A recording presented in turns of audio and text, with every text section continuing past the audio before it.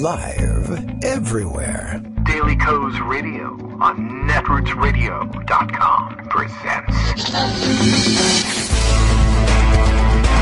David Waldman. Kagro in the Morning Show.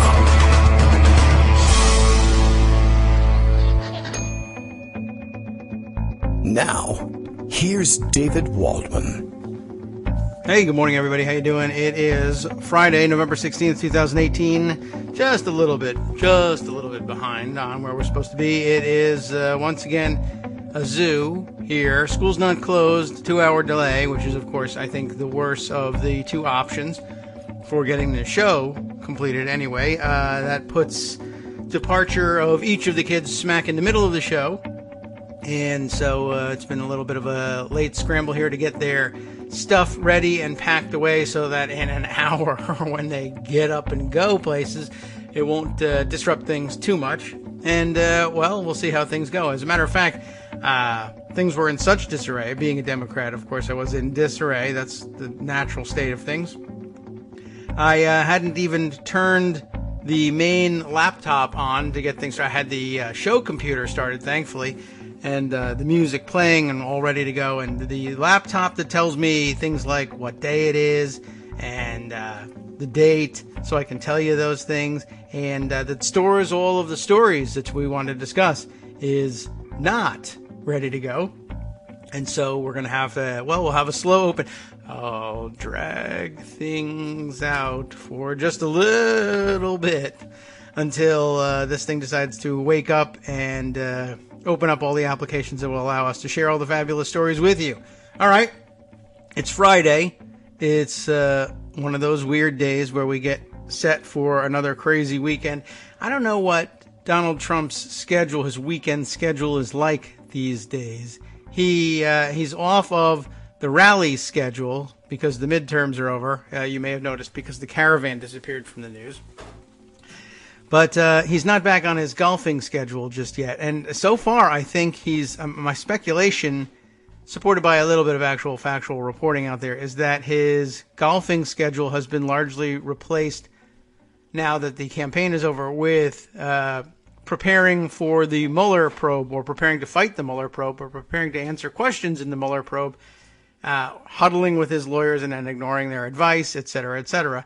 And that's got to be getting to him. And I think, well, you know, it's driving him crazy, but he was already there. So it was a short trip, something he could have done on a golf course, I'm sure, a golf cart, rather.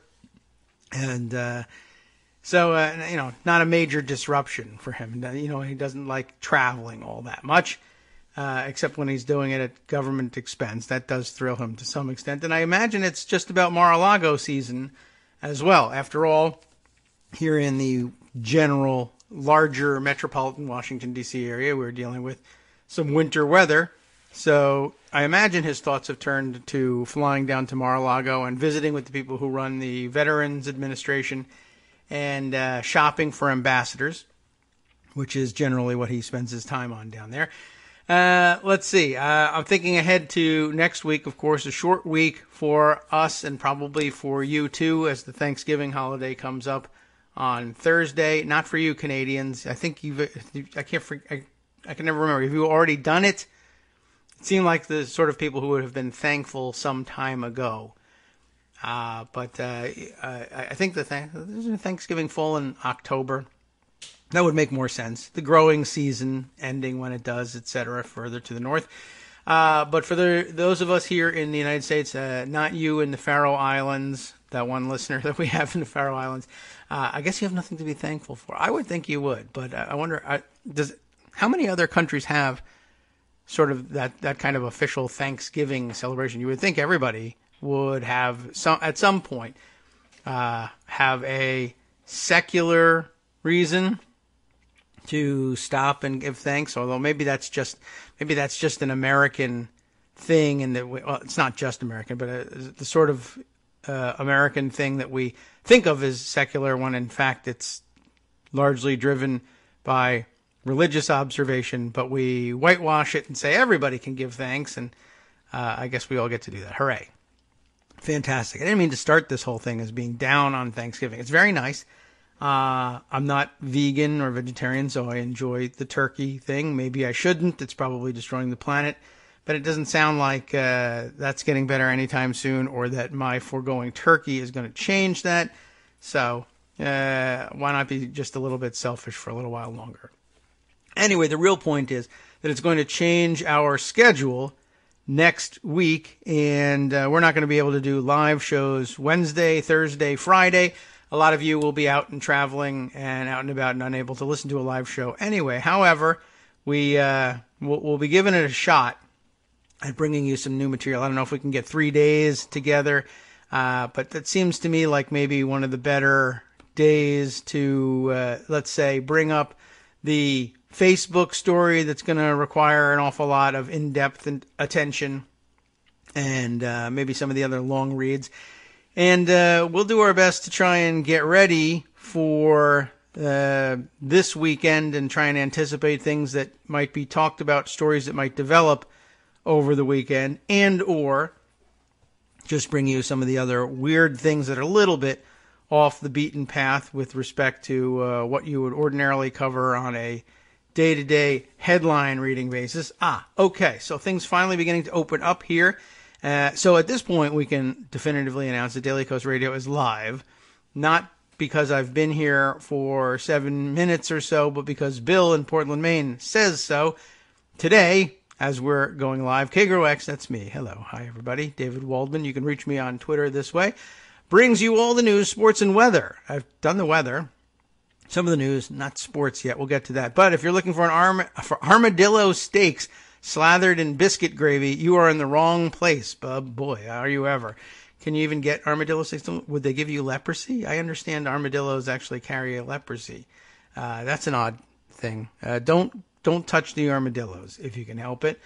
And that I understand. Whether that's true or not, I believe that's the rumor that drives so many people to try to shoot armadillos, which are, of course, armored. It's kind of an organic armor, and it's not supposed to be, it's not widely known to be bulletproof per se, but I think you can deflect a couple of, if your shot comes in obliquely. We've probably read 4 or 5 stories of people being shot by bullets that have ricocheted off of armadillos that they were trying to shoot. And my only assumption can be that they were trying to shoot them because of the fear of the leprosy story, whether that's true or not. Or although it may be that some of the people trying to shoot armadillos are not as well read as some of us who believe that possibly fake rumor that we read somewhere. But we were well read before we ran into that one. Anyway, let's see. Just about warmed up here on the laptop computer. Mighty OCD, of course, always ready with another morning kickoff tweet, just like Bill these days. Let's see. What do we have from OCD here besides OCD? There we are. Let's see. Time for some Kagro in the morning, live and in color. Of course, there's no color here on Netroots Radio. We are plenty colorful, I assure you. Even money, somebody gets indicted by the time is over. The time show is over. That's excellent. Both of my kids are about to be indicted for not getting ready for school. As David said this morning, brace yourselves. Real liberals do it live, baby. And that's what we'll have to do today. All right, let's see. Definitely have a couple of interesting lead-off stories. Then we got, maybe Friday can be the day we catch up on the Matt Whitaker story to some extent. And we can revisit a couple other things we've touched on before that look like they're developing into major storylines, maybe something that will break over the weekend. But first, Daniel Dale. I have, 18 Daniel Dale mentions to make. He's tweeting. He's writing in the Toronto Star. He's writing in the Washington Post. How do you like that? That's not even his home paper. But he's very excited about this thing. Of course, he sent me to the AMP version of it when he tweeted it out to me. I would like to know a little bit more about how AMP A became so pervasive. And a couple of you have tweeted answers to me in the past. And I guess it's just a service that serves up newspaper URLs more quickly and efficiently and displays them. Mobile... what's the word they use for that? Optimized. It's very annoying, actually, to be perfectly honest with you. So let me see if I can grab Daniel Dale's regular story. My one trick that they don't want you to know about getting rid of the AMP versions, so that A, so I can read the thing correctly, and B, so I can provide you with a link that just gives you the damn story and doesn't have to go through AMP. I just grab the headline, copy it, paste it into Google, search it, and usually the first result that comes up is that story in its pure form at the publication where it really resides. Okay, so here's what Daniel Dale is up to. Ordinarily writing for the Toronto Star, for some reason, writing here in the Washington Post, he wanted the U.S. audience. Is there anybody, I mean, I guess there are people in Washington, D.C. who follow the news who aren't aware of Daniel Dale, even though he's all over the place, and is publishing in a Canadian paper. Probably certainly the most talked about Canadian journalist on this show. It's easy to fact check Trump's lies, he begins in his headline, which of course only makes us lose respect for him. We always thought it was extraordinarily difficult, and that's why we had such respect for him. But now we find out it's just it's like falling off a log. Well, okay, it's easy to fact check Trump's lies. He tells the same ones all the time, and that is true. And I guess that is, would you count it as a grain of salt that you would have to take with Daniel's headline in the Star from yesterday, which was 815 false claims, the staggering scale of Donald Trump's pre-midterm dishonesty. It's sort of a separate question, but illustrated with charts, which is terrific, except for the fact that we can't show you charts on the show. But illustrating essentially that the takeaway from it is Donald Trump lies all the time. We know this. And it's terrible, and we shouldn't gloss over it. But in the lead up to the midterm elections, in other words, when there's when there's a vote coming, his lies accelerate and become more egregious. In other words, he lies as aggressively as possible in order to get his base, who believe him, to the polls so that he can win elections. He lies for the purpose of affecting the outcome of elections. That is his MO, period. End of sentence. There's lots of interesting detail. Should we start with this one? I mean, maybe we begin this way. 815 false claims, the staggering scale of Donald Trump's pre-midterm dishonesty. This in the home paper of the Star. And again, I'm looking at an AMP version, and that's annoying, but let's roll with it so we can get started. It took Donald Trump until the 286th day of his president to make 815 false claims. He made another 815 false claims in a month. He just did that. In the 31 days leading up to the midterm elections of November 6th, Trump went on a lying spree like we have never seen before. It's very funny that he adopted that language, even from him. An outrageous barrage of serial dishonesty in which he obliterated all of his old records. How bad have these recent weeks been?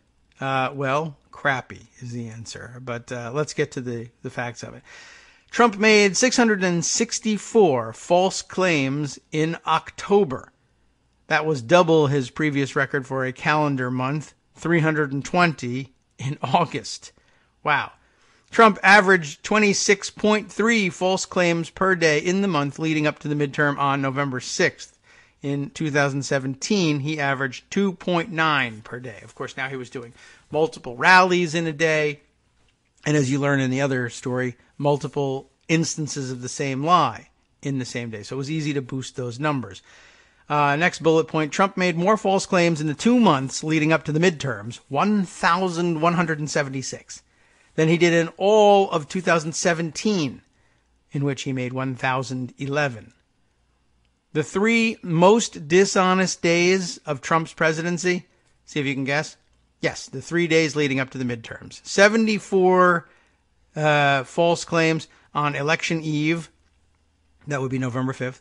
58 on November 3rd, and 54 on November 4th. Small dip in the numbers on 2 days out, interestingly enough. He forgot 2 more lies he meant to tell. As always, Trump was being more frequently dishonest, in part because he was simply speaking more, which is pretty devastating all by itself. He had 3 campaign rallies on November 5th, the day before he set the record, and 8 more rallies over the previous 5 days. But it was not only quantity. Trump packed his rally speeches with big new lies, and that was the exciting part. New lies for Daniel Dale. That's exciting. Repeatedly reciting wildly inaccurate claims about migrants, Democrats' views on immigration and health care, and his own record. Unlike many of his lies, lots of these ones were written into the text of his speeches. That's a very interesting point, too. Trump is now up to 3,749 false claims for the first 661 days of his presidency, an average of 4.4 per day. If Trump is a serial liar, this is in italics at the end of the piece, which leads me to believe this is like a standard disclaimer for the end of Daniel Dale's pieces about Trump lies. If Trump is a serial liar, why call this a list of false claims, not lies? You can read our detailed explanation here. We won't read it. The short answer is that we can't be sure that each and every one was intentional. In some cases, he may have been confused or ignorant. What we know objectively is that he was not telling the truth, and that really should probably suffice for now. Daniel's been pretty straightforward about his own methodology and all this. So, I mentioned to you, or I began this with his Washington Post piece. I thought that this would give some context to the Post piece, which is entitled, "It's Easy to Fact Check Trump's Lies. He Tells the Same Ones All the Time." And this, I thought, might explain how he gets his totals so high, although Daniel was noting a new set of lies in his last public speaking engagements prior to the election. Daniel Dale, again, starting his Washington Post piece this way: "I've made it my mission to fact check every word Donald Trump utters as president." That is tough to do. That means trying to watch every speech, read every transcript, decipher every tweet. I've accidentally established a reputation for using Twitter to point out that he's lying within seconds of him telling a lie, which is a fantastic thing, and something I've been hoping for a long time. I think just a little bit too early predicted that Google and the iPhone in combination, in other words, the ability to access Google from a handheld device in near real time from wherever you are. I say near real time because sometimes things are really slow on the internet. But I thought that handheld access to the internet would be, if not necessarily the end of, then certainly the end of widespread credibility for Newt Gingrich. His MO has always been lie and end the press conference and be out of there before anybody can figure out that you lied. That was the 1990s MO and into the early 2000s. Even after the rise of the internet, reporters were there. They had their notebooks out. They had their recording devices out, etc. They were too busy taking down what he said and jotting their own initial notes about it to fact check it on the spot. And they figured, oh, well, when we publish, we can fact check. That's fine. Though sometimes they were on deadline and they didn't get a chance, or fact-checking was someone else's job, or they would just say, oh, we'll get to it in corrections tomorrow, or we'll run a fact-check on him the next day. And, that's too late for that stuff. But it didn't exactly catch on, and people weren't exactly able to use their access to handheld internet really in real time. I mean, you know how it is. A guy in conversation spews a lie and you say, that strikes me as untrue. I'm going to fact check it. At the very best, you get an answer, a minute later. And then what do? You interrupt the press conference and say, I know you're on to a new point, but a minute ago when you said blah, blah, blah, you don't really get that opportunity. So, while it hasn't really developed to the point where you can confront people during a press conference with those fact checks, you at least have the ability to do things like Daniel to note that they are lies and to disseminate that note in near real time via the internet. And of course, I suppose the internet, probably internet searching, plays a big part in double checking that the lies are lies in near real time. But even every once in a while when he comes up with a new lie, you could probably guess that it takes Daniel a minute or two to establish that it's a lie. And then, but the point is that you can get the word out very quickly. So we're nearing that equilibrium. That's if I were the kind of person who had several books in print about things like this, I would say this would be like a key concept that everybody should keep an eye on. I'm predicting, like a futurist, some point of equilibrium. I don't know what happens when we reach there. I haven't done that sort of thinking, but at some point we'll reach the level of integration of the internet and the ability to search up information, recall it instantly with the aid of computers, and then disseminate it instantly with the aid of computers to large audiences, where we'll hit the breaking point, where theoretically it no longer pays to lie. The thing is, I don't know that society has stayed in the same place, and it may not. By the time we get there, it may no longer matter that you're lying. I guess that's the other big problem. And so, like two gears that started out synchronized at some point, but one's larger than the other, and the synchronization point that you had marked on both of the gears, they don't come around at the same time anymore. And who knows whether we'll hit that mark at the same time. That will we still care about lying at the time that everybody can get instantaneous information about a politician who's lying to you as he's doing it? All right, big concept there. Let's move back to Daniel Dale. All right, so I've accidentally, he says, it feels like it's on purpose, established a reputation for using Twitter to point out that Trump is lying within seconds of him telling a lie. We got to get those last couple seconds out of there. And then we get down to the singularity. It is possible that the universe may collapse when this happens. This event horizon, if you will. I don't know if I'm using that term correctly or not. It just sounds science fiction-y and cool that I'm trying to describe here. But it is possible that at that point, the universe is over. I don't know if we want to get there. People sometimes ask in response how I, Daniel Dale, I'm pretending to be Daniel, there you go. How's that? People sometimes ask in response how I can blast out these corrections so quickly. But I have no special talent. My secret is that Trump tells the same lies over and over. So it's not that you're omniscient. It's not that you're God. You've just been around watching long enough that you know the routine here. It's a little Groundhog Day-ish, if you think about it. In his fifth day in office, Trump baselessly alleged widespread voter fraud. He did the same thing this past week. I guess all you have to do is wait around for an election to come. Although he will tell that same lie weeks, months after the fact, too. So you never have to wait too long. It's not like waiting for the next season of Game of Thrones, right, guys? When is that going to show up? April, I understand. Winter is coming in April. That's a great timing thing, by the way. Big complaint of mine. Okay. On his fifth day in office, Trump baselessly alleged widespread voter fraud. Good morning, Frog. How are you? You're a little late to the show. He did the same thing this past week.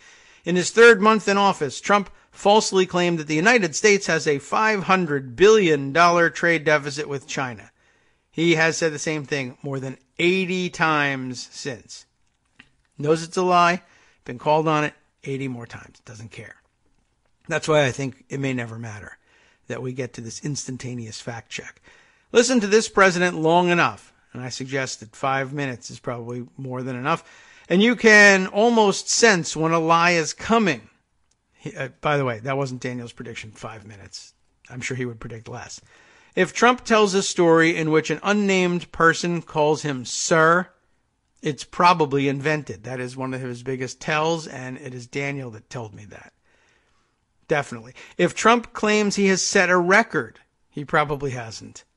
If Trump cites any number at all, the real number is usually smaller. Wow. That's a pretty big blanket statement there. Fact-checking Trump is kind of like fact-checking one of those talking dolls programmed to say the same phrases for eternity, except if none of those phrases were true. As any parent who owns a squealing Elmo can tell you, the phrases can get tiresome. I'm sure my Twitter followers get bored when I remind them that Trump wasn't the president who got the Veterans Choice Healthcare Program passed. Barack Obama signed it into law in 2014. That U.S. Steel is not building 6, 7, 8, or 9 new plants. It has recently invested in 2 existing plants. And that foreign governments don't force their unsavory citizens into the lottery for U.S. green cards. Would-be immigrants enter of their own free will. I keep saying that foreign governments don't do this, though, because Trump keeps saying they do. I believe that journalists need to be just as inexhaustible in combating the president's lying as the president is in telling the lies, no matter how repetitive or pedantic it can sometimes make us seem. I'm a Canadian reporter. I don't know if that makes any difference, but let's find out.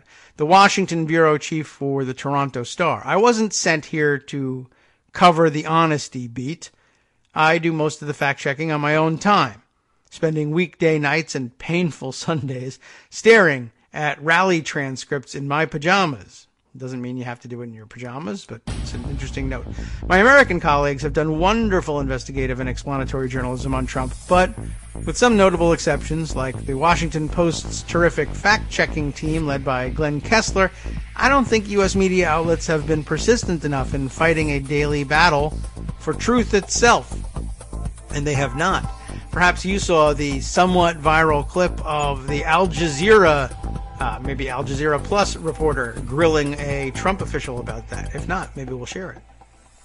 Hi, everybody. It's me, David. Let's change things up from the old fundraising pitch for just a minute and talk instead about how you can be a part of our show. If you've got a smartphone or any other electronic recording device, why not sit down and record a segment for us? Read us an important article and give us your take. Or read one of your own original essays, or even just give us your commentary on something you'd like to share that's important to you. Then send the file to me at kagrox@gmail.com, and I'll try and work it into the show. Short segments, a few minutes in length, are easiest to fit in. And of course, I can't always guarantee that I'll be able to play everything, but if you've ever shouted at your radio or TV about something you wish was being covered, here's your chance to change that. Make the show your own. Send your submissions to me at kagrox@gmail.com.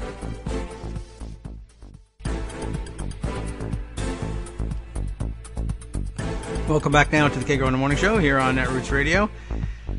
Scrambling behind the scenes to make sure everybody gets themselves ready and available to leave at the proper time here, and trying to open up my own Twitter feed here. I was thinking about scrolling back and finding that Al Jazeera segment from a little while ago. It might take me some time to find it, though, and I'm not certain it adds that much to the show. I think so. For the moment, we won't interrupt things.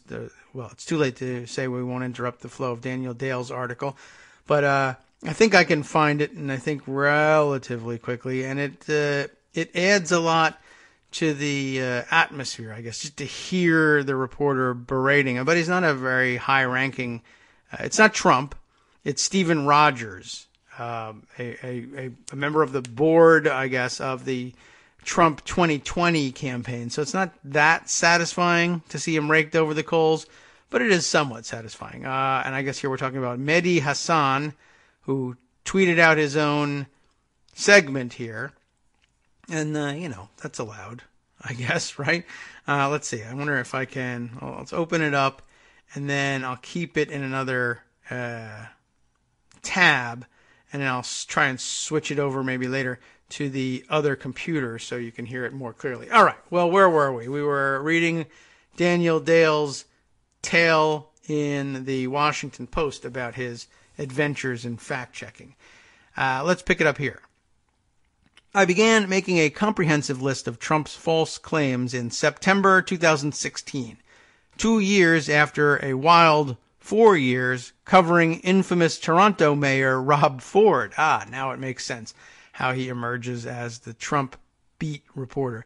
Having spent so much time contemplating a homegrown liar, it fast became clear to me that Trump's serial dishonesty was a central feature of his campaign.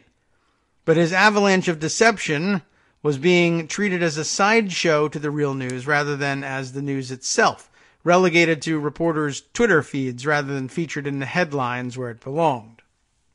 There has been some incremental improvement in the coverage, but I still see the same troubling failures 2 years later. Even the best of Trump's interviewers seldom challenge him when he lies to their faces, even though almost all of the lies have been fact-checked before. Trump regularly makes 20 to 30 false claims in his rally speeches, but if you watched a network news segment, read an Associated Press article, or glanced at the front page of the newspaper in the city that hosted him, you'd typically have no idea that he was so wholly inaccurate. If a car salesman told you 36 untrue things in 75 minutes, that would probably be the first thing you told your friends about your trip to the dealership. It should have been the first thing we all told our readers about Trump's August rally in Wilkes-Barre, Pennsylvania, or probably anywhere, but I guess he's using this one for a reason. This issue is so urgent because Trump is getting worse and worse. Oh, no explanation about why Wilkes-Barre, huh? In 2017, he averaged 3 false claims per day. In 2018, it is about 9 per day. In the month leading up to the midterms, a staggering 26 per day. By my count, he's now 3,749 false claims, at that number anyway, since his inauguration. The Post, which tracks both false and misleading claims, has tallied up to 6,420. Meanwhile, the press continues to blast out the lines unnoted. The lies, actually, but 2 weeks ago, Axios and the AP uncritically tweeted his nonsense about the United States being the only nation to grant birthright citizenship. They updated it after they were criticized. It happened again on Monday, when Trump earned credulous tweets and headlines from ABC, NBC, and others for his groundless assertion about the, quote, massively infected ballots in Florida.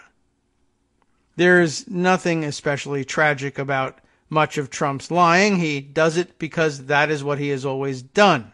I'm sorry, it is especially tragic, but the word he actually used here makes a lot more sense. There's nothing especially strategic. That makes a lot more sense about much of Trump's lying. He does it because that is what he has always done. But the president also knows the lies will be broadcast unfiltered to tens of millions of people by some of the very outlets he disparages as fake news. Now, just as a side note here, I am not 100% certain that Trump even knows that as a strategic point. Like, I don't know whether in a conversation with him that was perfectly candid, I don't know, he could have one.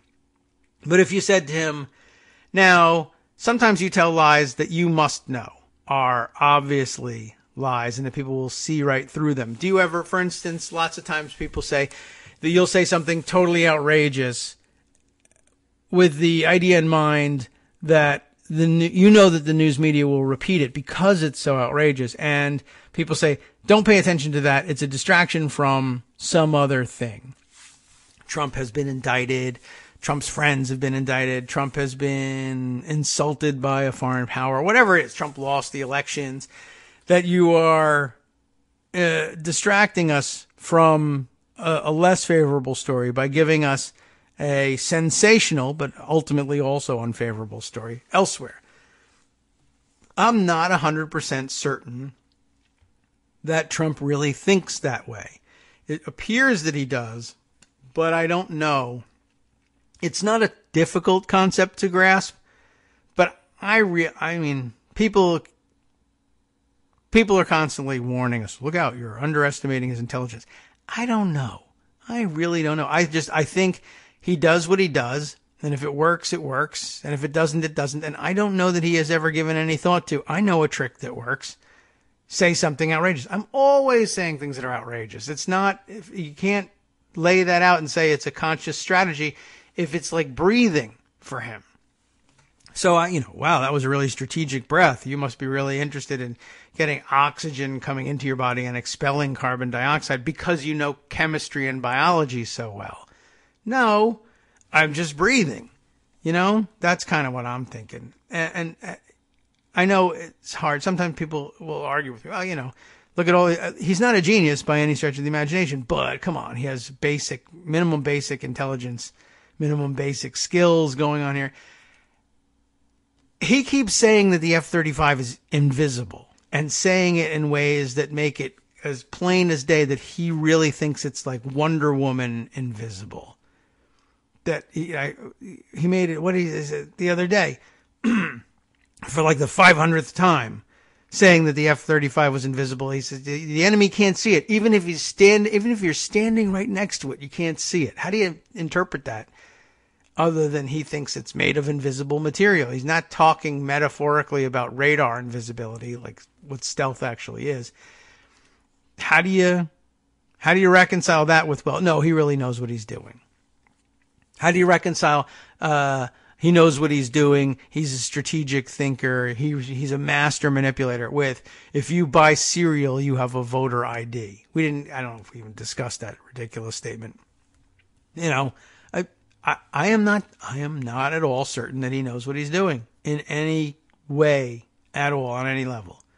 Okay. Just wanted to point that one out there. Many of Trump's false claims are so transparently wrong, like the F-35 itself, that I can fact check them with a Google search. That's it. They're so transparently wrong that I can fact check them with a Google search. Well, that's what I thought you were doing. I thought you were going to say you can fact check them without a Google search. Off the top of your head that it's wrong. It's the comically trivial ones that stand out. I'll never forget when the Boy Scouts of America got back to me to say that the President of the United States had made up a non-existent phone call in which the Scouts chief executive supposedly told him he had given, quote, the greatest speech that was ever made, unquote, to a Scout jamboree. Now, you wouldn't be able to Google that one. I see what you're getting at. For reporting such things, I receive vitriolic emails from some of Trump's fervent supporters. More interesting to me are the messages from well-meaning skeptics. Why waste your time, people ask, when facts obviously don't matter anymore? I disagree. I'm in the middle on that one. There is a substantial constituency for accurate information about the claims of a president who is, polls suggest, seen as untrustworthy by 2/3 of voters. Even people who generally know that Trump isn't honest might not know how he is misleading them, and they might want to. The media shouldn't treat Trump's devotees as America's only relevant people. We also shouldn't write off all of every devotee. I've met Trump voters who insist that he's honest, even Trump voters who say they like his lying because it bothers elites like me. But I've also spoken to Trump voters like Bruce Brown of rural Pennsylvania. That's not the name of the town. That's just the condition of it. Who gets much of his information from Fox News and Rush Limbaugh, which is to say he's a low information voter, I would add. Soon after I interviewed Brown about last year's Obamacare debate, he messaged to tell me he'd discovered my list of Trump's false claims. I braced for him to say I'd tricked him by sounding friendly, that I too was fake news. Instead, he wrote, wow, I kind of knew he wasn't truthful much of the time, but not to the degree of hundreds of lies in such a short period of time. Thanks for opening my eyes. How did he vote in the rural Pennsylvania elections? I have no idea. All right, very interesting. And good context in the first article for this guest appearance in the Washington Post. So I always appreciate hearing from Daniel, even though he doesn't have any idea he's talking to me at all. That's nice. Okay, let's see. By the way, I mentioned the other day, by way of follow-up, I'll add this, that Michael Avenatti, first I had said, had been arrested on domestic violence charges. Then I was correctly, to point out, no, he had been charged and not, I guess, I must have said arrested. And he said, no, indicted. So basically arrested, not arrested, but charged with a domestic violence incident. And then, in a meta note about this, I realized that the reason I thought he had been arrested was that the piece that I read had the headline changed. The URL for the piece revealed, since that doesn't change even when they change the headlines, that the original headline did in fact say he had been arrested. That's what the URL said. Avenatti arrested and blah, blah, blah. So, okay, they made that mistake. That led me to compound the error, but we did get that one corrected thanks to listeners like you. It's true. Now I have this bit of update, and it's just a small bit of update because I didn't pursue it any further. And Michael Avenatti could certainly be, making things up, telling stories. I don't know what to make of this guy. I take everything with a grain of salt. But it sounds like there's some fact behind this and that it's been confessed to. But I have this Michael Avenatti tweet about the charges of domestic violence, and he has this to say. First Mueller, and now me. What? Go on, keep reading. When we are fully exonerated, I am coming for you, Jacob Wall, a.k.a. Surefire. Remember Jacob Wall, the internet lunatic who made up Surefire Intelligence as an entity, and it was linked to his mom's voicemail number. You remember that whole thing? I know he was using it to try and launch a press conference to announce that Robert Mueller, the special counsel, you know him, he's investigating the question of whether or not the Russians interfered into the... okay, it's not a newspaper here. I don't have to do that.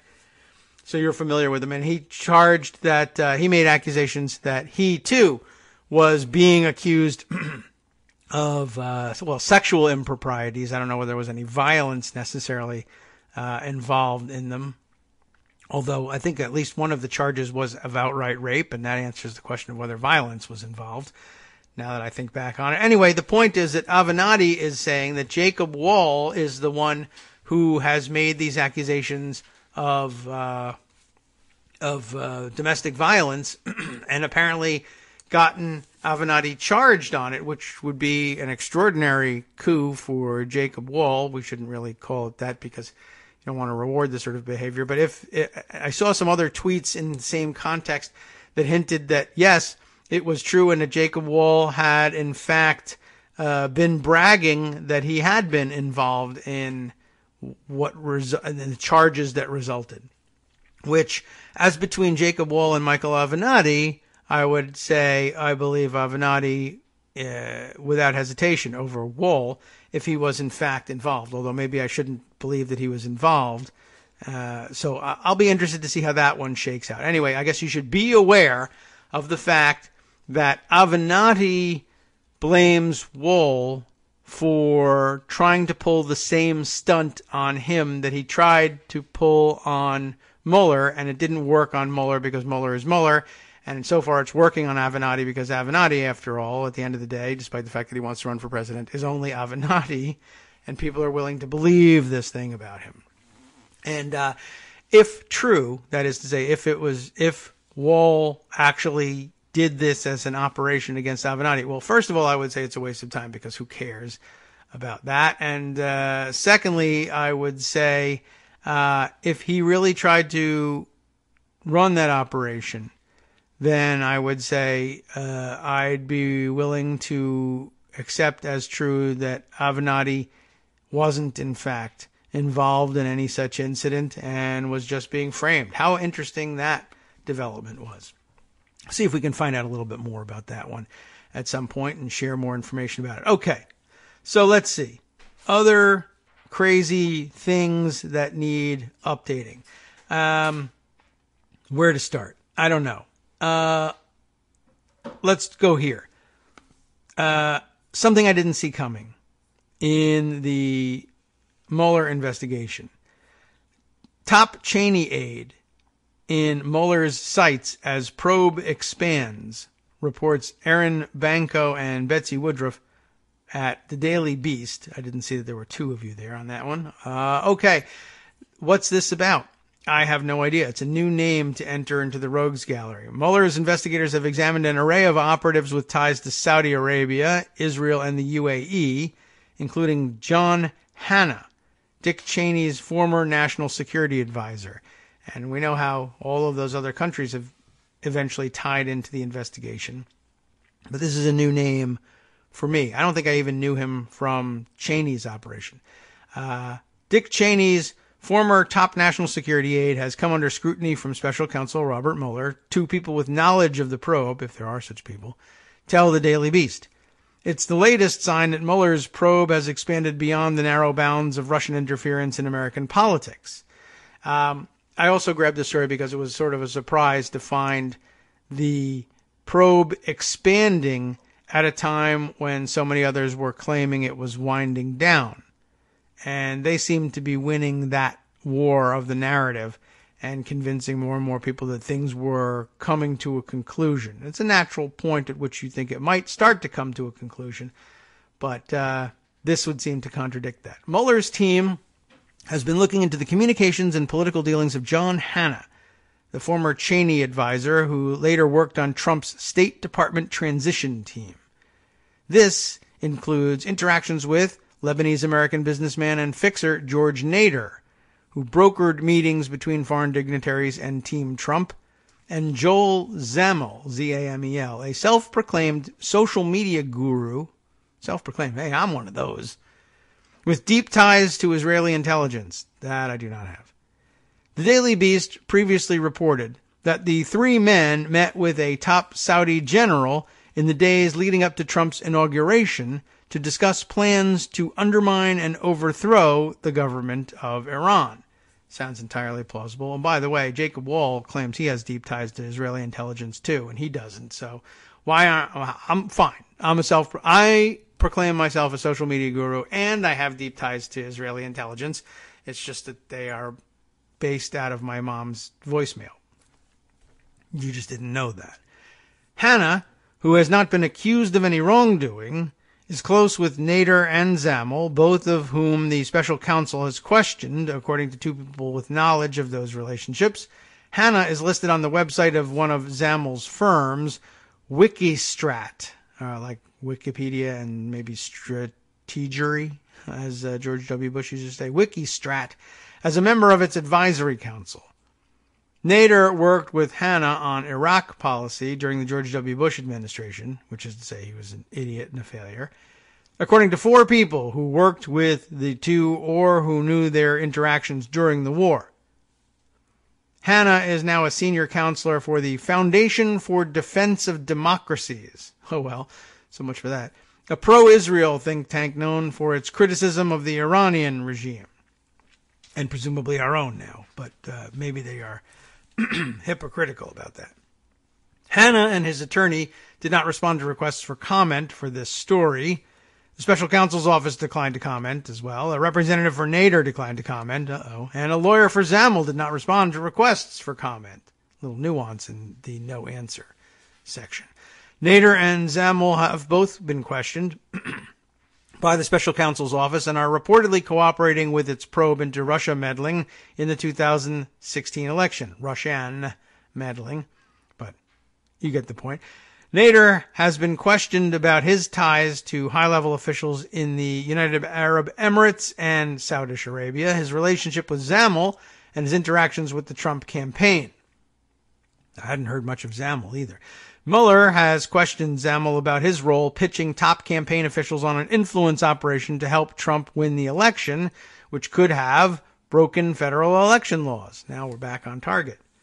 Mueller's interest in Hanna's communications and interactions with the two suggest that the special counsel's probe is broader than previously understood. That may be a good thing. Mueller might be opening another front here, said John McLaughlin, the former acting director of the CIA.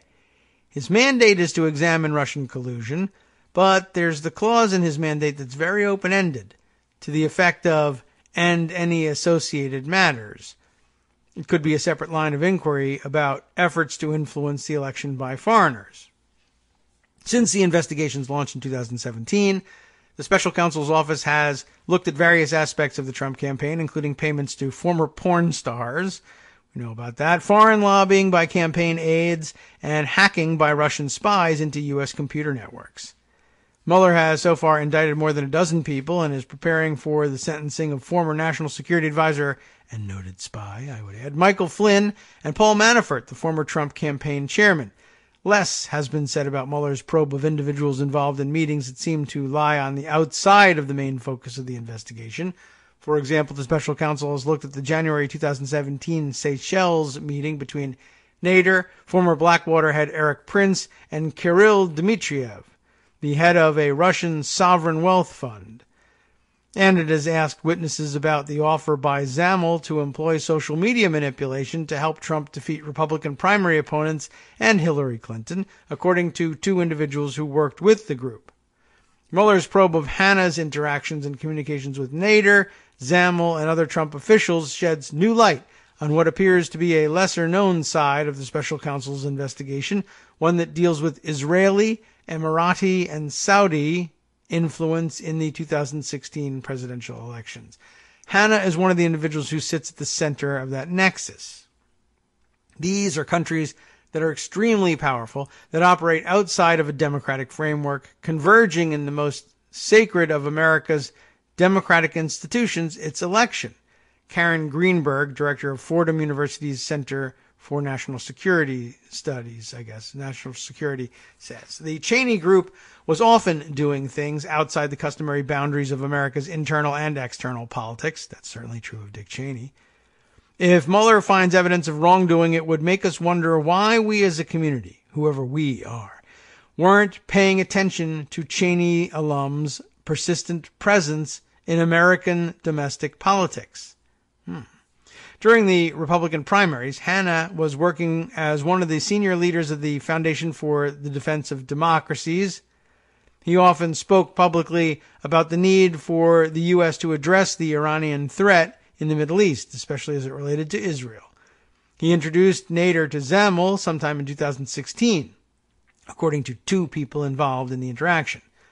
One of Zamel's companies, WikiStrat, was well connected in Washington and had built up a base of high-level American military and intelligence officials to serve, or at least appear to serve, as consultants to the firm. And that text about appearing to serve is original to this piece. Not my own commentary, though it sounded like it. Meanwhile, Zamel's other company, how many companies do people have? If you have more than one or two companies, you're shady in my eyes right off the bat. I know that's going to capture a lot of people. I'm willing to exonerate you later on further examination, but you're under scrutiny. Be aware of that. Zamel's other company, Psy Group, we have heard that name, was in the midst of trying to sell the Trump campaign on an online influence strategy and was communicating with several Trump officials, including Rick Gates, who has since pleaded guilty to conspiracy and lying to the FBI.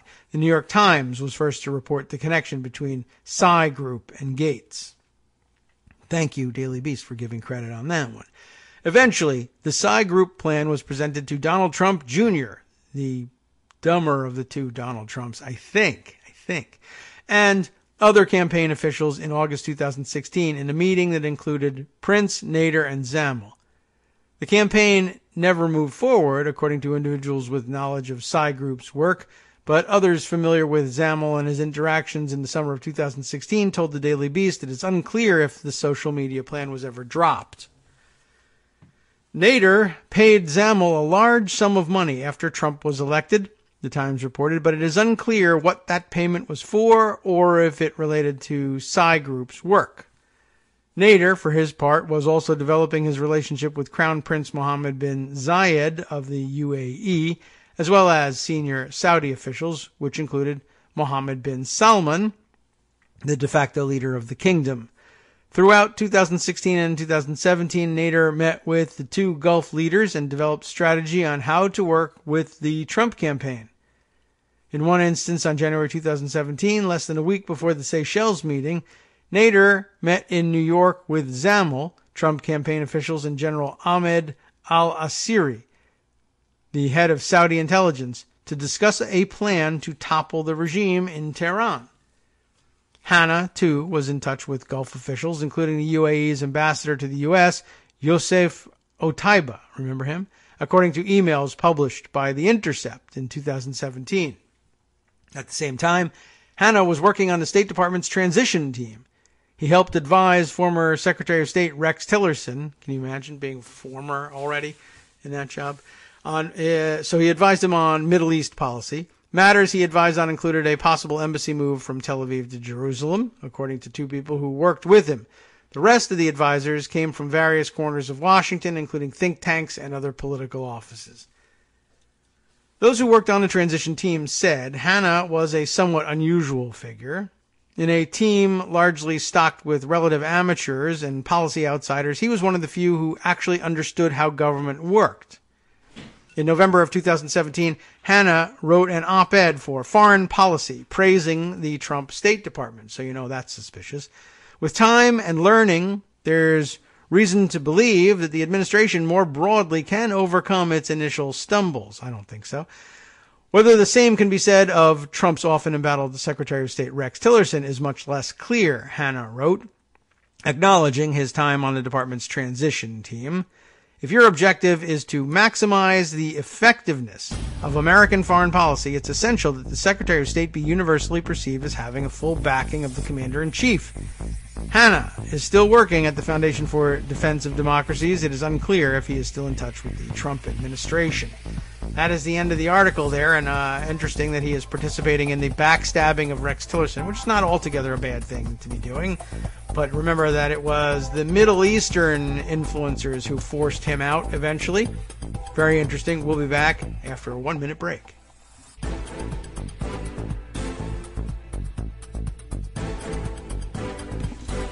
All right, welcome back now to the Kagro in the Morning Show. Woo! Tight timing. Then we really wished that time we had the 2-minute break. Had to run upstairs and make sure the eldest was awake. Can you believe it? 2-hour delay. It's a killer. Plus, it's time for the youngest to get out the door and just making sure he has a warm coat and mittens and all that kind of stuff. Now back to running the world from Kagro in the Morning World headquarters. Let's see. I had held out the possibility, and I guess we'll open it up again if he's available. I'm not certain. I got kind of a maybe answer back from Armando. He must be exhausted. He has been on the ground, so to speak. I don't think he's lying down on the ground or anything like that. But in Florida, where he frequently spends time and maintains residency, I believe, for voting purposes. Do you? I forget whether Armando votes in Florida. Yeah, he must, because he was taking his parents to vote, but actually not taking his parents to vote. Anyway, he's was volunteering over the last day or so for the Florida recount effort. Now, he was joking that he would be probably used as a coffee boy. We can find out whether that was actually the case or not. But he had said earlier in the week, hey, save some space for me on Friday, although I'm not positive I'm going to be able to occupy that space. But if you're awake and listening, unlike my eldest son, then Armando, by all means, you're invited to tell us about your experiences there. If not, you want to hold it for next week. Tuesday would be a fantastic time to do that. Our last live show, I believe, for the week. And a day when we'll be without other guests, so we can open the door wide for you. However you want to handle this one. Plenty of other news to catch up on. I also hinted that there was lots to talk about with respect to Whitaker, and we should probably get to that. And let me also drop this one. Something has put this back in the news, and so I've got this story and a look back at it. The current news item I saw being tweeted around. Come on, let's open up here. NBC News has this piece, although I'm looking at the AMP version of it.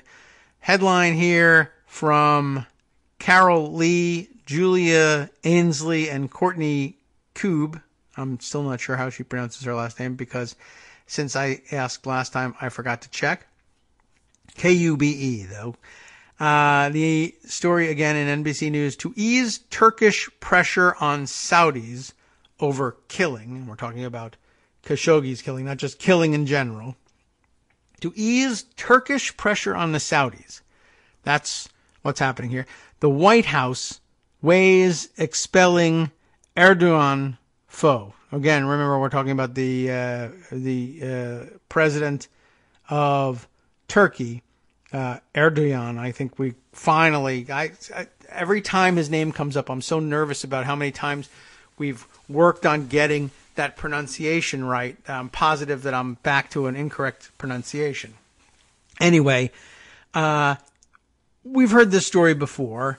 That is not this angle of the story, but that there's this continuing issue as between the United States and Turkey over what? Turkey's interest, or Erdogan's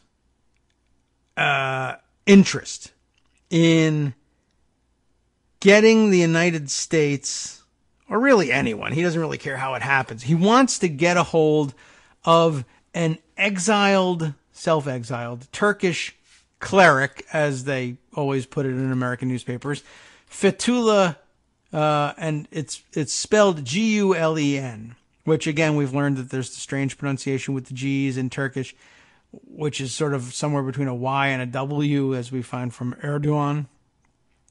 But it would be otherwise read Gulen, but I imagine it must be some other pronunciation, unless the G at the front of the name gets pronounced different than a G when it's in the middle. Fethullah, so what would it be? Gulen? Gulen? Gulen? I don't know. Damn, that's actually important. Okay, well anyway, they've been very interested in getting him back. Not because they're like, he's our favorite cleric and it's terrible that he's absent from Turkey. Everyone wants to hear his sermons and they're going crazy for the guy over here and we can't wait to bring him back and sell tickets.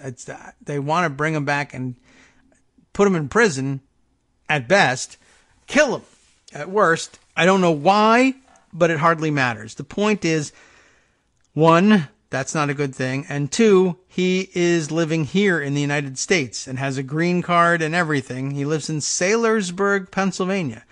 I'm sure a very pleasant place to be, but I don't know anything about it. But here's what's going on. The Turkish have been interested in getting their hands on him for a long time. The United States, not particularly interested in participating in a plan to snatch up a person living legally as a resident in the United States and delivering him to even an allied foreign power for persecution or torture and murder or anything. And so we haven't done it. However, on the election of Donald Trump, the most transactional president of all time, and I think we can look into the future and still say that that's true, the Turkish saw an opportunity for simply paying lots of money and then maybe getting the guy delivered up to them. So it hasn't happened yet, but it seems to be in the offing. So that's worrisome. Now, it also happens that during the transition period between Trump's election and his inauguration, the notorious spy Michael Flynn, then serving as Donald Trump's national security advisor designee, I guess, and then later as national security advisor, actively was discussing with the Turkish government, yeah, maybe we will snatch this guy up and give him to you because it'll be good for our relationship. You want him. We don't care, and we don't care about looking like international lawbreakers and accessories to torture and murder, so maybe we'll actually do this thing. Hang on just a second. I'm going to have to step away from the microphone just briefly. You can hear that. That's not a sound effect. I just suddenly, it occurred to me that there was awfully drafty in here, and my youngest son probably wouldn't have looked back behind him had he closed the door only to have it pop open again as he headed down the stairs. Could the front door be wide open? We'll never know, and we won't know until our 10:30 break. But actually, I just walked away to see it. It's impossible to just leave the door open for half an hour without doing something about it. Okay. So the thing is, Mike Flynn at some point was interested in working a deal. I don't recall offhand what he thought he was going to get out of it, besides just money for himself. But he was being paid by the Turkish government, and he thought it would be a great thing if we handed this Turkish cleric, Fethullah Gulen, over to Turkey. After all, he's your cleric, even though he's got our green card. Okay, so after Flynn was out of the picture, because now he's just sitting there awaiting sentencing at this point, apparently this idea has come up again, and other people who may or may not be getting paid by the Turkish government are also contemplating the same thing, but now for different reasons. And that's what's put it back in the news. And it's very interesting and a very weird idea. And you might wonder why an American would be interested in doing it. That is covered in the headline. We'll get to the body of the story. But it also made me think of something else. So just contemplate this in the background. Or do we do this afterwards? Yes, let's do it afterwards. And see if I'm dissuaded from it by the article. Or I forget about it by the time I get to the end of the article. All right, the White House, that's the place where Donald Trump lives, is looking for ways to remove an enemy of Turkish President Recep Erdogan from the U.S. in order to placate Turkey over the murder of journalist Jamal Khashoggi, according to two senior U.S. officials and two other people briefed on the requests. That is very interesting all by itself. And I have to stop at this point and say why that's so disturbing, let's say. I got to open up another thing I just saw fly by on Twitter and hold that one for interesting observation later on. Okay. But I'm curious about this idea of the U.S. wanting to placate Turkey over the murder of journalist Jamal Khashoggi. Why does Turkey need placating? Question one. Turkey is the jurisdiction within which Jamal Khashoggi was murdered. That they're aggrieved. Someone has been murdered on their sovereign soil. Although he was murdered in the Saudi consulate, which is actually Saudi sovereign soil. But the whole bit of Saudi sovereign soil, for one thing, what does that even mean? That's just another property owned by the Saud family. For another, it is entirely surrounded by, of course, the sovereign soil of of Turkey. So they would consider a murder committed inside of the consulate a murder committed in Turkey. Nonetheless, despite the fiction we afford ourselves about sovereignty over diplomatic installations. So, okay, Turkey is mad that a person has been murdered there. The United States should be mad that a person who lived under its protection, well, that's, I guess, worthless. Why am I even bringing that up? A person who lived as a U.S. resident, though not a citizen, was murdered by someone. And I guess everybody here should be mad at who? The Saud family, for one, pretending that they're a government, and two, murdering Jamal Khashoggi, a person of interest, let's say, at least to the United States government, and Turkey mad at them for dumping a body and, committing murder, which thou shalt not do, by the way, even in Turkey. The question, though, is why does the U.S. need to placate Turkey for the murder of Jamal Khashoggi? The Sauds murdered Jamal Khashoggi. Be mad at them. If anybody needs to placate Turkey, it would be the Saud family, posing as a government of Saudish Arabia. Why does the U.S. need to placate Turkey? Why would Turkey be placated by the United States doing something? And I guess ultimately the answer to that is they too could be as transactional as Donald Trump. Well, I'm going to get something I wanted out of it. So if that means that, I have to pretend to be mad at the United States in order to get that thing I want, I might as well get something out of it. I'm not going to get anything out of the Sauds. So maybe I can get something out of the United States. And that could be it. Of course, it implies a lot more, which is to say that the Turkish believe for some reason that there's something that the United States did that it needs to make good for. by delivering this guy up to them. But why would they believe that? We haven't heard anything about that.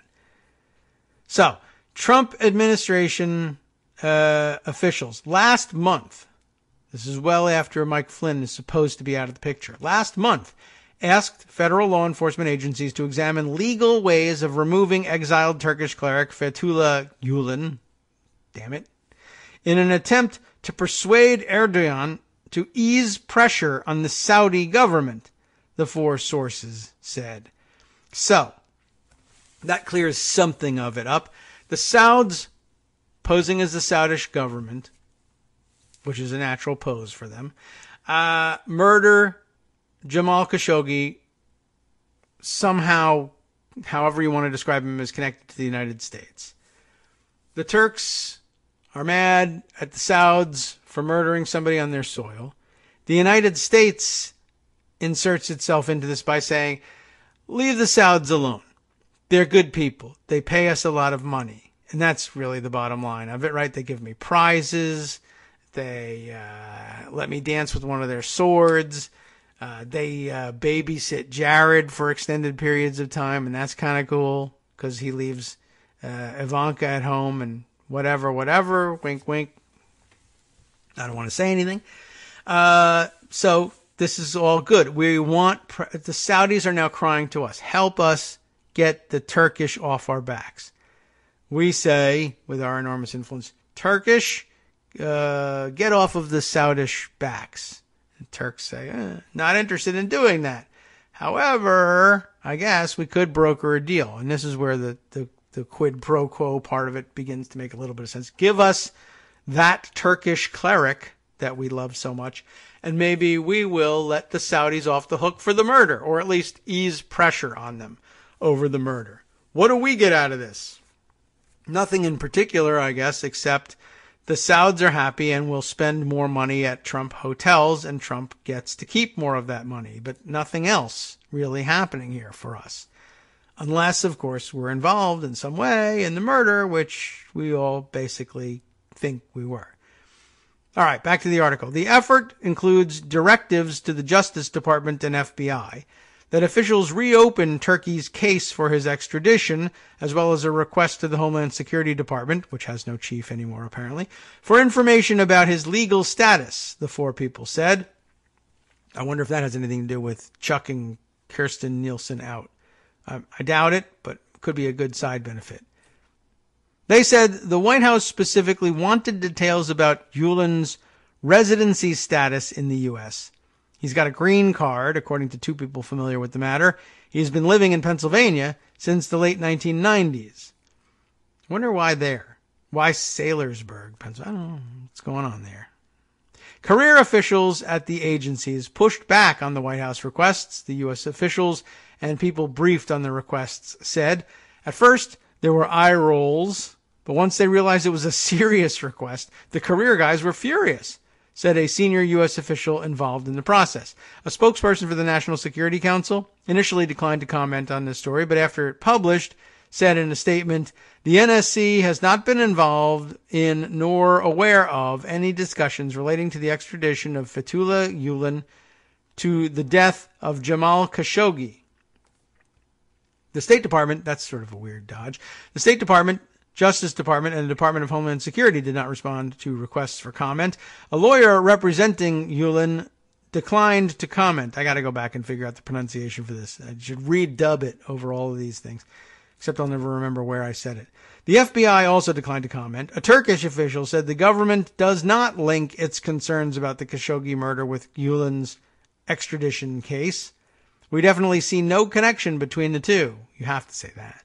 The official said, we want to see action on the end of the United States in terms of the extradition, and we're going to continue our investigation on behalf of the Khashoggi case, but they claim no connection between the two. The secret effort to resolve one of the leading tensions in U.S.-Turkey relations, Gulen's residency in the U.S., provides a window into how President Donald Trump is trying to navigate hostility between two key allies after Saudi officials murdered Khashoggi on October 2nd at the kingdom's consulate in Istanbul.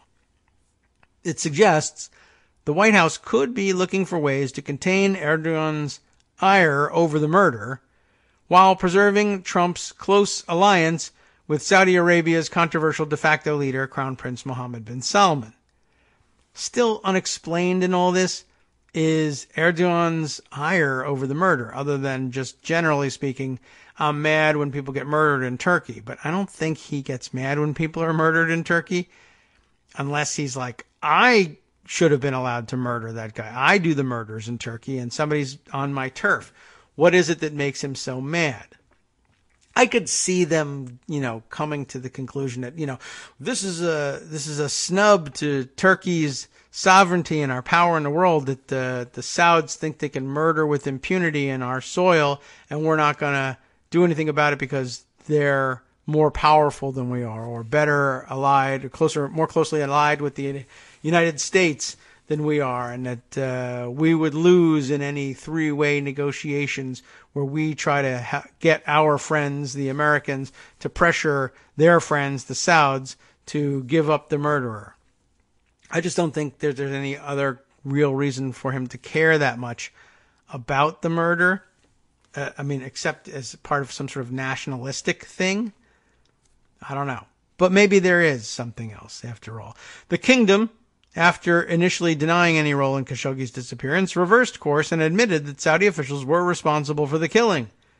On Thursday, Saudi Arabia's top prosecutor recommended the death penalty for 5 out of the 11 suspects charged with killing Khashoggi. A total of 21 suspects have been arrested in connection with the case, according to Saud al-Mojeb. I don't know what that is, but maybe it's a news source. I don't actually know. Could be a person, for all I know, but sounds like a newspaper there. So, death penalty. They are going to fall on MBS's sword with their necks over this case. Erdogan, meanwhile, has kept the pressure up by leaking pieces of evidence and repeatedly speaking out to accuse Prince Mohammed of orchestrating the murder of Khashoggi, a Washington Post columnist and outspoken critic of the Saudi leadership. Saudi Arabia is critical to Trump's Middle East policy. The White House's relationship with Prince Mohammed is key to Trump's goals of countering Iran and helping to reach an Israeli-Palestine peace agreement. Forget it. Turkey is a NATO ally in possession of evidence about Khashoggi's murder that positions Erdogan to stoke international outrage over Riyadh's culpability in and cover-up of Khashoggi's murder. Erdogan has for years demanded the U.S. send Gulen back to Turkey. The Turkish leader accuses the elderly cleric of being a terrorist who was behind a failed coup against Erdogan's government in 2016. Remember that one? After the coup attempt, Ankara made a formal request to the U.S. for Gulen's extradition. One option that Turkish and Trump administration officials recently discussed is forcing him to relocate to South Africa rather than sending him directly to Turkey if extradition is not possible, said the U.S. officials and people briefed on the discussions. But the U.S. does not have any legal justification to send him to South Africa, they said. So that wouldn't be a viable option unless he went willingly. Whose idea was that? Why don't you just force him to go to South Africa? How would we do that? You don't understand how we work here. Why, if we could do that, we would just give him to you. Trump and Erdogan also recently discussed another option to relieve tensions, the release of Turkish banker Mehmet Hakan Atilla, who was sentenced in May to 32 months in prison by a U.S. federal judge for his role in a scheme to evade U.S. sanctions against Iran. Two people familiar with the discussion said. Erdogan has criticized the case against Atilla as a political attack. It's spelled like Attila, like the Hun. A political attack aimed at undermining his government. I guess he just thinks everybody's trying to undermine his government. Okay, well, that's not that far-fetched. The U.S. and Turkey have been engaged in negotiations over a series of sensitive diplomatic issues over the past few months, including a deal for last month's release of an American pastor, Andrew Brunson, who was imprisoned in Turkey. That means he's been in a Turkish prison. And an agreement for joint U.S. and Turkish military patrols in Manbij, Syria. That high-level discussion about whether or not they should patrol together in Manbij. I can't believe that that's really driving things. By the way, at this point, the article is illustrated with a photo, an aerial photo of the sprawling compound. It's not really even that sprawling, but it's big and it's got a lot of buildings. The compound on which our famous elderly Turkish cleric lives and works. The Golden Generation Warship and Retreat Center in Saylorsburg, Pennsylvania, once again noted as rural. The private compound is where Fethullah Gulen, an influential Islamist cleric, has lived for more than a decade. Must be interesting. Okay, Gulen, who has lived in self-imposed exile in the U.S. for almost 2 decades, denies any involvement in the failed coup in Turkey in 2016. A one-time ally of Erdogan, he's become an influential cleric with a wide network of followers known as Gulenistas. His movement includes a host of non-profit organizations, lots of businesses and schools in the U.S. as well as South Africa. There, finally, like some reason why he would end up in South Africa. After Khashoggi's murder, Erdogan appeared to see an opportunity to ratchet up pressure on the Trump administration over Gulen, the U.S. officials and people familiar with the matter said, which is weird because why? It's still not entirely answered here.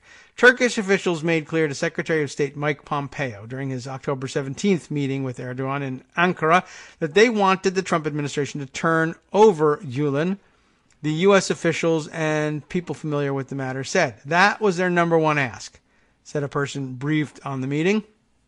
Pompeo asked if Erdogan had new evidence of Gulen's involvement in the failed coup, prompting the Turkish leader to try and make the case that he has terrorist ties. A senior U.S. official briefed on the meeting said. In remarks to reporters traveling with him, Pompeo acknowledged having discussed Gulen with the Turks. We did talk about him, and I just substitute him every once in a while, and we talked about the set of issues surrounding that organization as well, Pompeo said. It's something that the Turks remind us of often, and we're mindful of places that we can work with them to make sure that we have all have a shared set of facts as well. But it's mostly not a State Department issue. It's mostly a Justice Department issue. That's, of course, actually well handled there. I don't know if it's to any good end, but it's properly handled. The Turkish official wouldn't discuss details of Erdogan's conversation with Pompeo, but said the Gulen issue is part of any diplomatic conversation that we're having with our American counterparts. Pompeo, who also met with Saudi leaders in Riyadh on that same trip, briefed Trump on his discussions after returning to Washington. The Trump administration later sent word to Erdogan that officials would re-examine the Gulen issue. The officials, U.S. officials and people familiar with the matter said. Justice Department officials responded to the White House's request, saying that the review of Turkey's case against Gulen 2 years ago showed no basis for his extradition and that no new evidence to justify it has emerged. The U.S. officials and others familiar with the request said. Trump administration officials then asked for options to legally remove him. They said the White House specifically wanted Justice Department officials said White House specifically wanted details about the terms under which Gulen resides in the U.S. Officials from the law enforcement agencies informed the White House there is no evidence that Gulen has broken any U.S. laws. The U.S. officials and others familiar with the requests said the requests on Gulen in mid-October mark at least the second time the Trump administration has re-examined Turkey's extradition request since taking office. In the weeks after Trump's inauguration, the White House asked the Justice Department to review Gulen's case. NBC has reported that would be the Mike Flynn-influenced requests. Some officials have described the first request as a routine part of a new administration reviewing its relationship with a key ally. The request, however, took place under Trump's former national security advisor, Michael Flynn, whose ties to Turkey came under scrutiny in special counsel Robert Mueller's investigation. And you know which one that one is. Flynn, who resigned in February of 2017, entered into a plea agreement with Mueller last December and has been cooperating with the investigation. Okay, our next break coming up here, and we're coming toward the end of this article. Anyway, what really this puts me in mind of, I don't even know if we actually need to finish this thing. I was wondering whether it might be something as simple for Erdogan as, hey, we have wanted to extradite and murder somebody living under the protection of the United States for some time. And now the Saudis have gone and done that. How come they get to torture and murder people that are supposed to be living in the United States and we don't? Maybe that's at the bottom of it. Hi, it's me, David Waldman, your host for Kagro in the Morning, interrupting this little break to say thanks so much to all of you who are contributing supporters of Kagro in the Morning. Thousands of you are downloading the show each day, but fewer than 1 in 25 regular listeners are donating to help keep us on the air. For the money you'd spend on a single 3-minute iTunes song, we bring you 2 hours of great news and entertainment every day, 5 days a week. Patreon.com, Patreon.com makes it easy. You can find us there by searching Kagro X or David Waldman or Kagro in the Morning or even Daily Coast Radio in their search box, and you'll be right where you need to be to make easy, recurring monthly contributions to support our show. Once again, thanks so much for your support.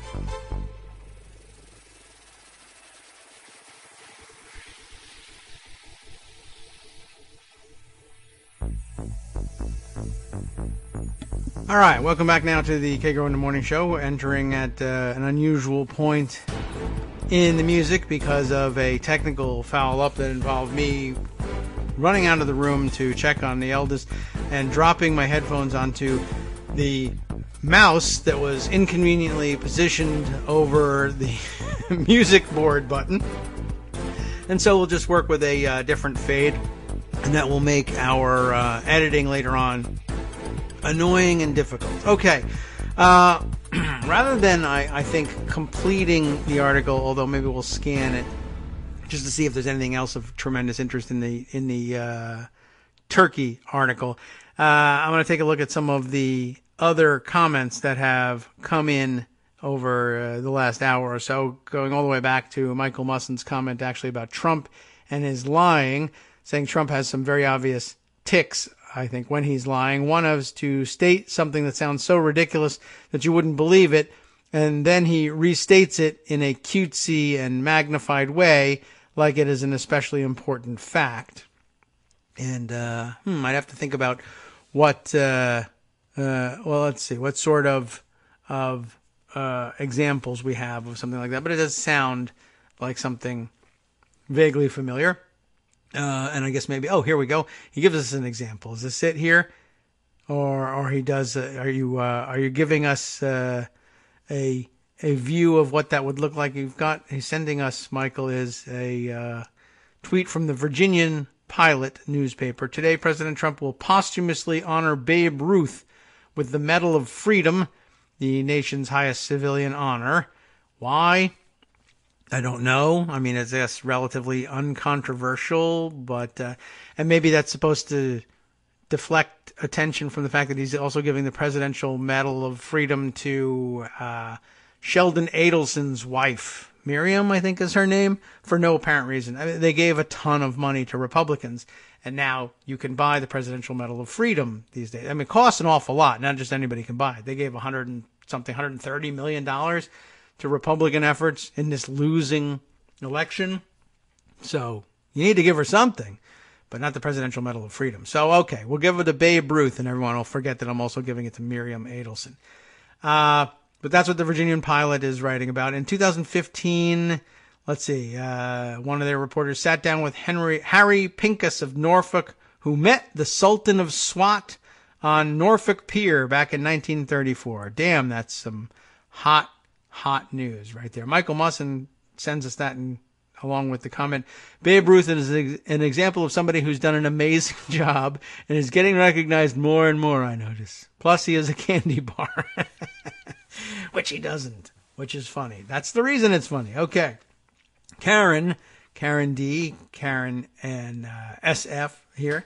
Theoretically, the U.S. should be the country needing placating by the Saudis. Yes, that's sort of what I was thinking. I mean, I guess the Turkish could want placating, but again, that too should be coming from the Saudis, and the United States should be demanding something of the Saudis here too, and we're not, and it's a weird thing, and it's unstated and unresolved as far as I can tell in this piece, unless I'm cheating us out of the resolution by not reading the end of the piece. Michael Musson also comes back with a comment on Turkey. Perhaps when Turkey said the guy acting as a prince was implicated, they actually meant Jared. Ah, that could be.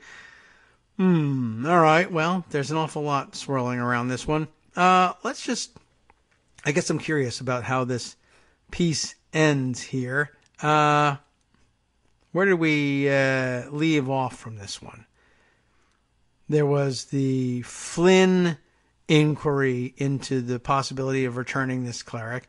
Turkey provided boxes of materials to the U.S. in 2016 that Erdogan says show Gulen was behind this failed coup, but officials at the Justice Department and FBI didn't find evidence that met the standard for extradition, which requires U.S. prosecutors to determine that someone committed crimes abroad that would also be illegal in the U.S.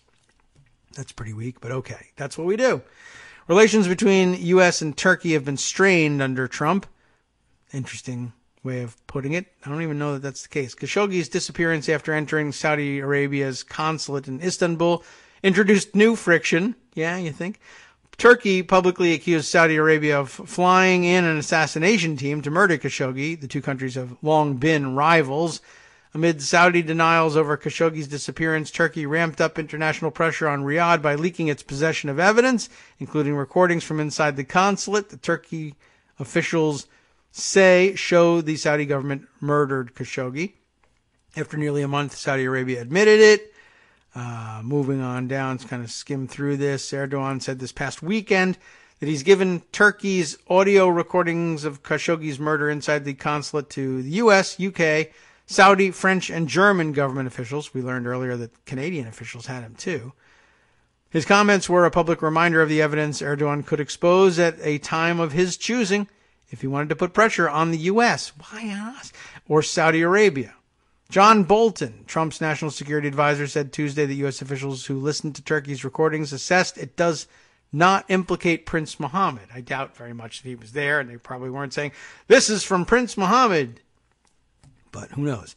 Saudi Arabia has yet to disclose the location of Khashoggi's remains, and Turkey continues to put public pressure on Riyadh. Trump has expressed reluctance to respond too strongly. Why doesn't he want to respond strongly? Given Saudi Arabia's economic and strategic value to the U.S., i.e. paying him and his hotels. At a news conference last week, Trump said he's working with Turkey, Congress, and Saudi Arabia. No, he's not. To determine next steps, and we'll have a much stronger opinion on Khashoggi's killing over the next week, which is amazing. And it's been a week, and we haven't heard anything, but how could you need to hesitate to come up with a stronger opinion on Khashoggi's killing? Following the Saudi prosecutor's announcement Thursday, the Treasury Department announced sanctions against 17 people for their suspected role in Khashoggi's murder. Big deal. They're going to be executed anyway. The group includes Consul General Mohammed Al-Otaibi. Al-Otaibi. That's interesting.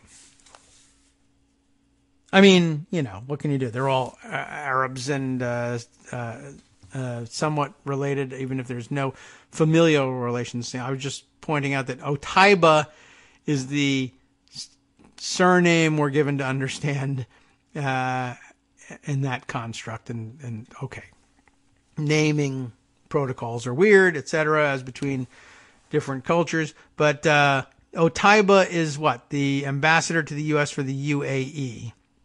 And I'm mostly interested in how we spell these things, because the consul general in Istanbul, in the Saudi consulate, that's who we're talking about, Mohammed Al-Otaibi, but it's presented here as one word, that his last name is capital A-L-O-T-A-I-B-I, as opposed to what I assume could just as easily be spelled out as Al-Otaibi, which, you know, would be much more like, okay, Otaiba from the UAE and Otaibi from the neighboring Saudi Arabia. Don't know if there are any real familial relationships there, but it's weird that you would hand me this. I mean, this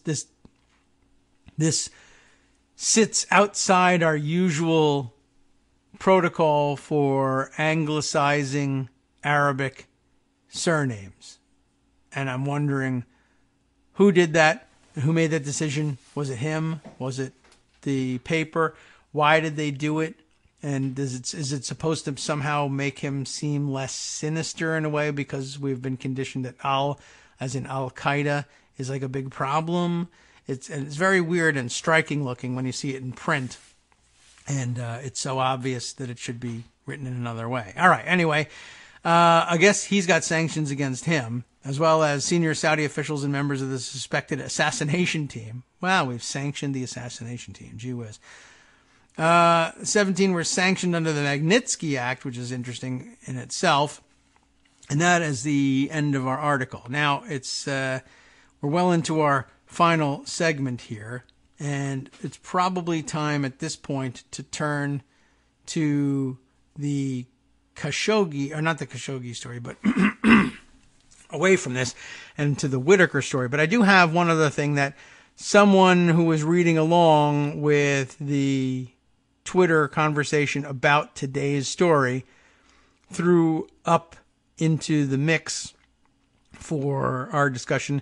This from October 26th, 2018. Turkish group froze plans for Trump hotel event during talks on U.S. pastor's fate. You remember that from this previous story, there was an exchange in which an American who had been held in Turkish prison, remember that, was sent back, repatriated to the United States. But what was of interest here is we'll just take the headline that how did Turkey exercise leverage in that negotiation? When things weren't going their way, I guess, they decided to freeze their plans for paying for a big event, a big lucrative event at a Trump hotel.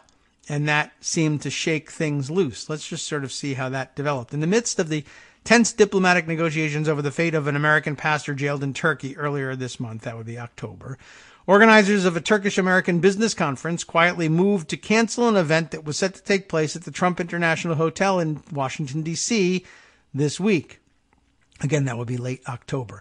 The president of the American Turkish Council, Howard Beasy, sounds Turkish, told ABC News the group paused its plans for the annual event after it became clear to him that no senior U.S. official would be willing to attend the annual event. Talks ultimately led to Pastor Andrew Brunson's October 12th release from a Turkish jail, but that came too late for conference organizers to get a high-level U.S. official to attend on short notice. That doesn't really explain why they wouldn't have it at their hotel, though, does it? We know what that's really about. The conference is one of several international events at the Trump Hotel. It has come under scrutiny from ethics groups. We know why. Because, of course, it personally profits the Trump family when they do that stuff. The cancellation of a hotel function in the midst of a diplomatic spat, some critics said, only served to highlight the many potential ethical entanglements. Yes, one might say exactly that. There is much more, but don't know that we will continue and read it, but I do note for the record, it does mention down at the bottom, in the days after the journalist's death, and we're talking about Khashoggi again here, the Trump family faced questions about Saudi spending at the hotel, with reports indicating that the Saudi government spent at least $270,000 at the hotel last year. That prompted Eric Trump to tell reporters, "No, we have zero financial relationships with Saudi Arabia," adding that the assertion was a part of a Democratic narrative meant to hurt the Trumps. Sure, whatever. Okay, just sort of throwing that out there. Everyone knows that that's out there in the background. Now, I believe we have a responsibility before exiting for the weekend to mention the latest on Matt Whitaker, at the very least. P.S., before I go into it, I just want to note for the record also that what is this, Quartz.com? Yes, Quartz has another story, and I think they ran the first one that we saw, about Melania Trump's, extravagant spending on travel on hotels that she doesn't stay at, which is very weird. I think it was only a week or two ago that we read that Melania Trump racked up a $95,000 hotel bill for a day trip into Cairo, during which she did not stay the night at the hotel. And one might wonder what $95,000 went towards doing at a hotel that they didn't stay the night. We haven't solved that mystery yet before we find that she has since, or maybe we have since found out that she also racked up, I don't know when, a $174,000 hotel bill, almost twice as much, for another day trip wherein she did not spend the night, this time in Toronto. So you Canadians might be interested in finding out why that happened. Government spending data show at least 6 separate Toronto hotel charges ranging from just under $12,000 to nearly $49,000 for a total of roughly $174,000, in which, again, she didn't spend the night. I'm just curious about, I guess you use it as a base of operations, but how do you get to $175,000 for daytime use like that? And couldn't they figure out another way to do things? All right, that's just out there. Thought I'd mention it. Okay, where to go next? There's an awful lot about Matt Whitaker. There is, I guess, for starters, Jonathan Chait writing the other day in New York Magazine, Trump just blurted out the real reason he hired Matt Whitaker. I missed it, but I think everyone knows what the reason is. Oh, yes, it was his tweet yesterday, which I really didn't discuss, that says, the inner workings of the Mueller investigation are a total mess, tweeted President Trump yesterday morning. But why would the president have access to the inner workings of the Mueller investigation, which is supposed to be firewalled away from his influence? Well, there's a strong chance Trump is just making this up. But on the other hand, over the last week, the Mueller investigation has been supervised by alleged, purported, acting Attorney General Matt Whitaker, who would have access to the investigation's inner workings. It might be the case that Trump actually has access to the inner workings of the Mueller investigation because he finally has somebody running the Justice Department who is pliant and unethical enough to give it to him. There has been persistent disbelief among many observers throughout the Trump presidency that the underlying reality is as bad as it appears to be on the surface. But the scumminess of the arrangement is increasingly naked. Here, lying about it in plain sight, is Trump's response yesterday to a question from the conservative Daily Caller, which asked, could you tell us where your thinking is currently on the Attorney General position? I know you're happy with Matthew Whitaker. Do you have any names, like Chris Christie, perhaps? In response, Trump embarked on a rant about the Mueller investigation. I knew Whitaker only as he pertained, as he was with Jeff Sessions. And, look, as far as I'm concerned, this is an investigation that should never have been brought, the whole routine there. Actually, time for me to break away from this to mention aloud for some reason that, hey, it's time for you to get going and get to the bus, right? Good. Okay, cool. So he's going to do that. Everyone was worried about that. That was a source of a lot of tension during the show.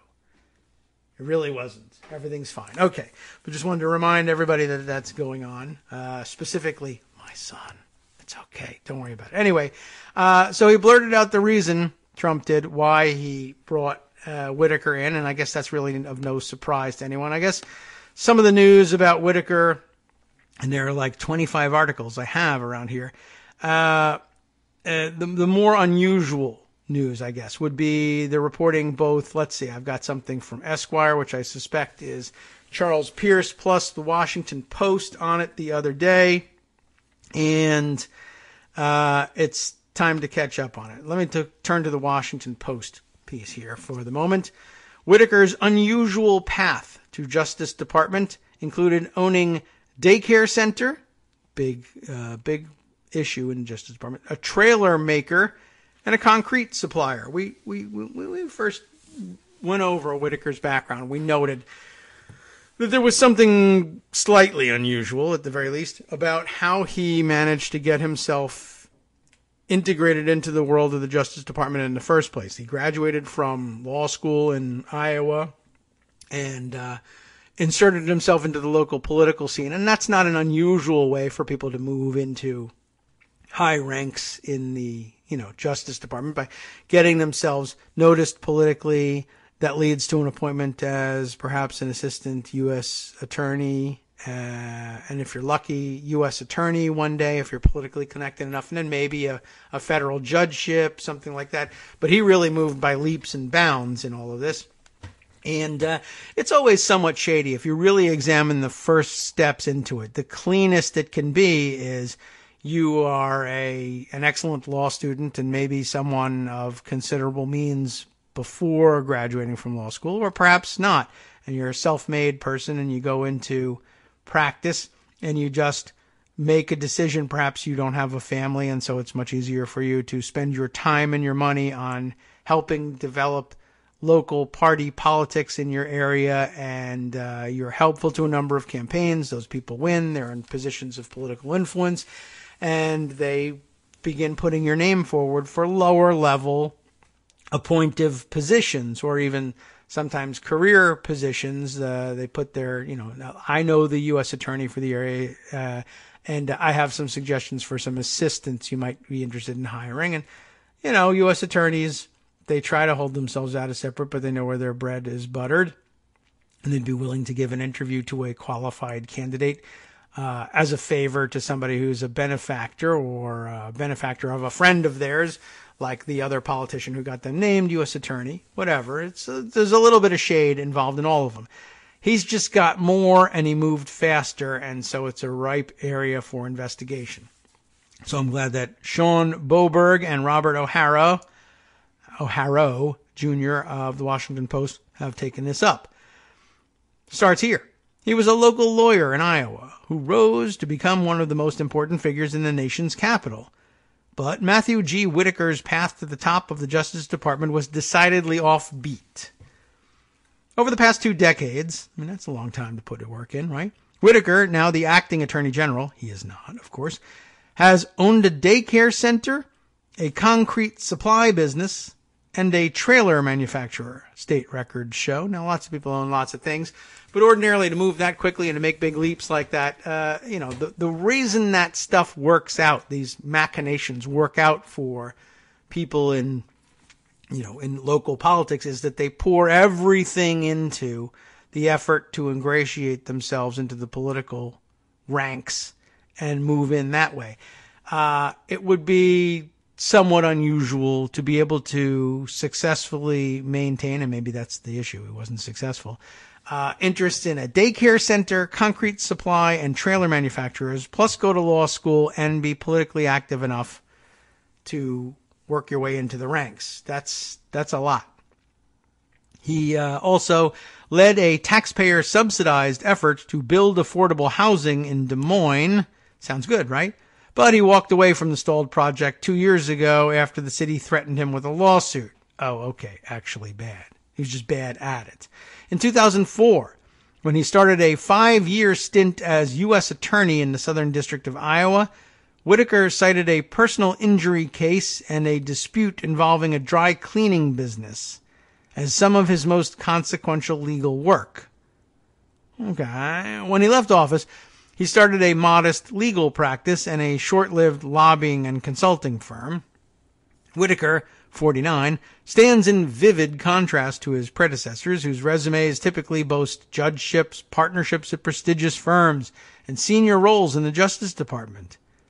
He is the latest in a series of unorthodox appointments in the Trump era. Since he was named last week as a temporary replacement for Attorney General Jeff Sessions, Whitaker's recent background has come under intense scrutiny, particularly his role on the board of an invention promotion company, yet another sideline pursuit.